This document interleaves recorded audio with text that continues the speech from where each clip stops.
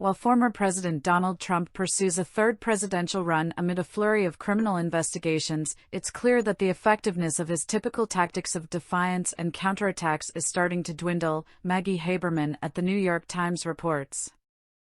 Haberman named nearly 6 current investigations facing Trump, from his pending classified documents case, rape accusations, potential indictment in Georgia following allegations that he attempted to overturn the 2020 election, and more. New York Attorney General Letitia James recently filed a $250 million lawsuit against Trump for widespread financial fraud.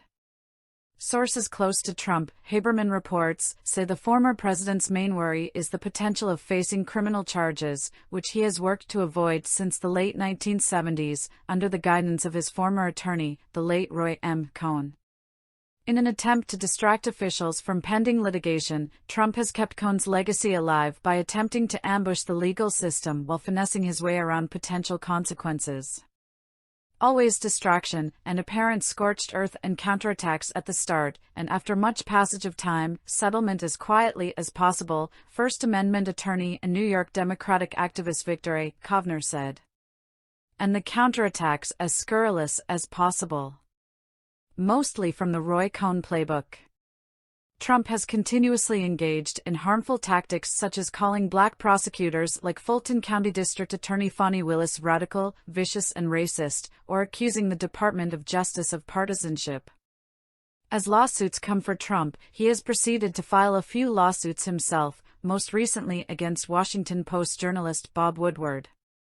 But former attorney and FBI official, Chuck Rosenberg, told Haberman that this approach is losing its power. You can wear down a private party if they do not have the same resources as you, or you can settle a civil case and make it go away, but criminal cases are not about money, Rosenberg said. Criminal cases are about liberty and justice, and it is really rather difficult, if not impossible, to wear down federal prosecutors and the FBI and make them go away. Rosenberg continued, I think he thinks that everything can be bought or fought. And that is just not true. In the past, and still, according to former Trump Organization employee Alan Marcus, Trump views the judicial system as he sees everything else, corrupt, fixable and usable as a bullying tactic. Marcus mentioned that when he worked under Trump in the 1990s, he noticed that Trump would quickly dismiss cases against him as a waste of time and money but proceed to search for a friendlier judge to take on the case.